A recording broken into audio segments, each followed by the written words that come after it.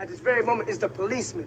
See, they don't know how to communicate with the brothers around the area. See, they look at us as black and Puerto Ricans. Fuck that shit, man. That's what they look at us. You understand? We try to communicate with them. Come on, shut up, man. You try to communicate with them, right? And, man, you just try to talk. They just beat one of my brother's heads, man, not too long ago. 5 of them, man. 5 of them, man. And the guy ain't got no mother... Shit, no weapons, man. And then if we do something, we'll be wrong. You understand? Yes, this is a warrior thing. Yes, it is. And we're here to defend our brothers and sisters against people like them. They're very racist, man. If you're going to communicate, communicate, man. If you're going to strike at us, we're going to strike back. Right on. Okay.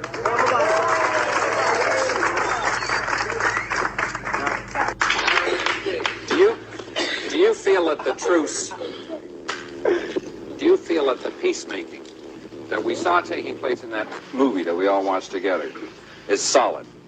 Like, are these guys together? Not really. Not really. Now, why not? If your enemy, you all said the same thing. The enemy is the establishment, the enemy is the hunkies, the enemy is the cops, the enemy is me. I know, they did. Why aren't you together? I got something. Because they started it all. Who started it all? The establishment. Look. Yeah, but why are you fighting? Wait, let me tell you. Let me tell you. We are depressed people. You gotta look at that. I know, man. No, it was America, man. The day that my mother came over on that ship, man, and she came here and they pushed her in the ghetto. Maybe they pushed her because she wanted to go, or maybe because she had to go. Chances are because she had to go. She had to do a lot. And she was harassed and fucked over and fucked over and fucked over, and they fucking over me and they fucking over them. And it's time the motherfuckers gotta stop, man. Hey, we were forced. Hey, check this out. Then again, hey, we Puerto Ricans were forced to come here in the beginning, man. See, our parents came here to look for better jobs, man. You know, like a better improvement, because at the time, the island, you know, was fucked up, man, you know. And like they say that slogan, love it or leave it. I'll leave it if you give me the money. You leave here. I'll leave it. Definitely, I will. See, because I want to do something, man. They don't want... You see, I come to try to get a job. They say, well, you're going to have to get a haircut.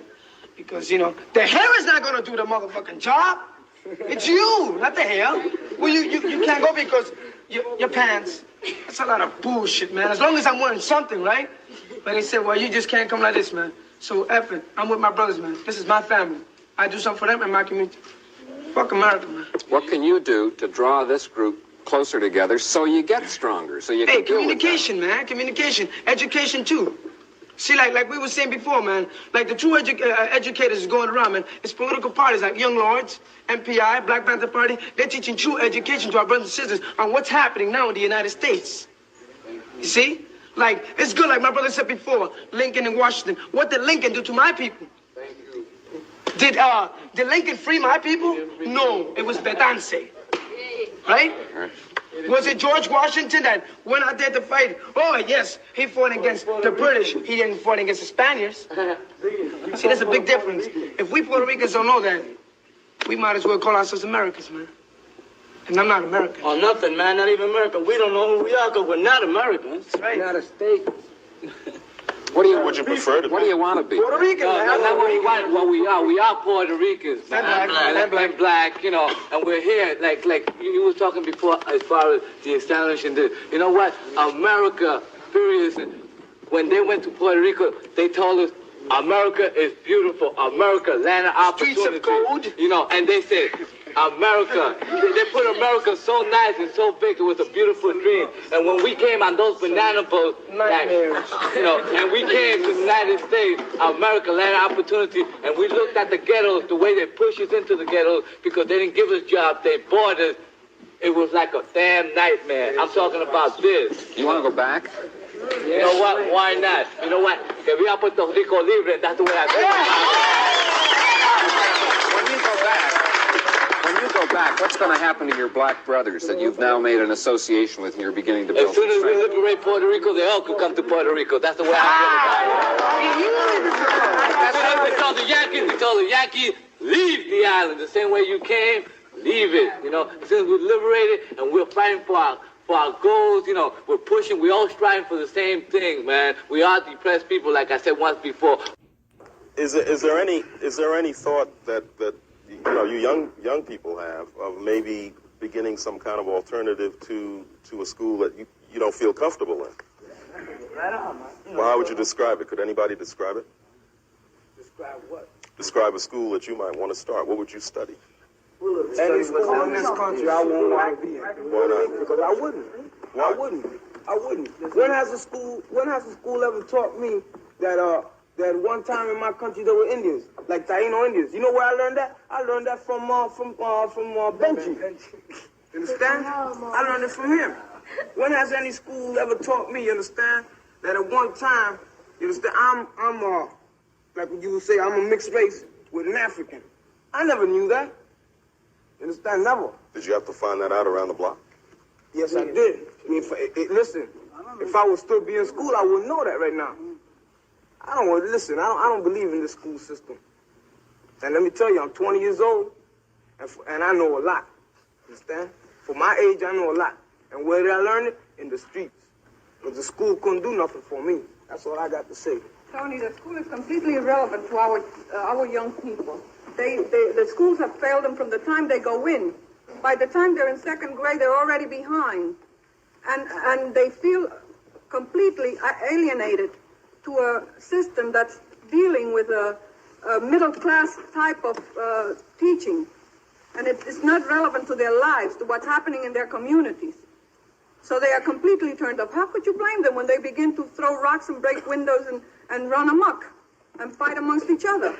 If the schools themselves have failed them, and we do not have sufficient teachers of our own to be in those schools so that they could perhaps look up to. Well, Manny, you are a teacher at PS 133. How do you explain the fact that you have been able to relate to young people in the way that you do when other teachers may not be able to do that? Or do you feel that you are alone in the kinds of ways that you can relate? No, there are other teachers that relate to the guys here. I'm sure they can tell you the names of a few other people that they've talked to. Well, what made you begin to think that you had to move out of the classroom to deal with kids that were not there in the schools? Because most of the kids were outside the school.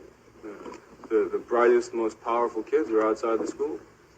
Shouldn't call them kids, but the best minds were outside the school, and I'm concerned with reaching the best minds. And if they're outside the school, that's where you have to go. If the best minds are outside of the school and some of the best energies, what do you think we ought to do in order to utilize these energies towards some good for everybody? Well, I think you ought to talk to them and figure out what they want from you, and then serve them as best you can. Well, what do you want? What do we want? Why don't you get up and say something? Well, listen, you're talking about school and education. That's pretty nice, right? And everybody should get education, great. But let's look at the fact, the problems we got in the South Bronx, like right now. I got a little kid here, and he's my nephew. His name is Luis Melendez.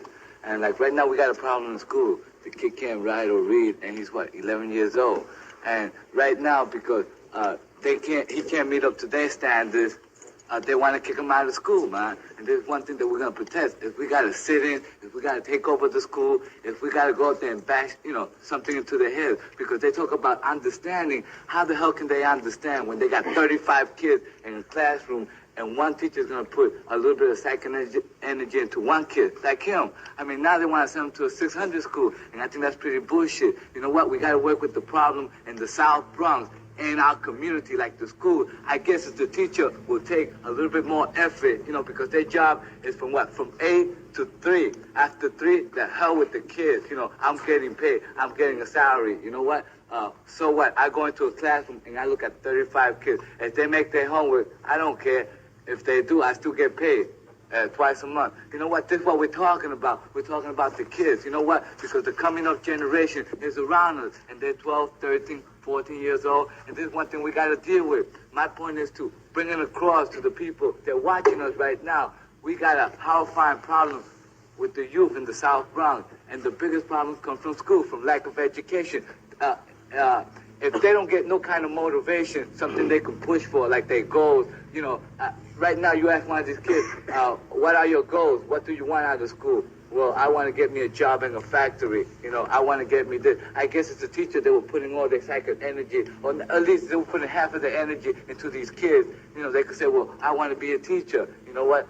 I want to be a scientist. But no, they don't. They want to drop out because they don't see nobody really reaching out for them, helping them out, man. And this is something that is a problem in the, not only in the South Bronx, but in the majority in New York, in the ghettos, because the teachers, well, the Board of Education are not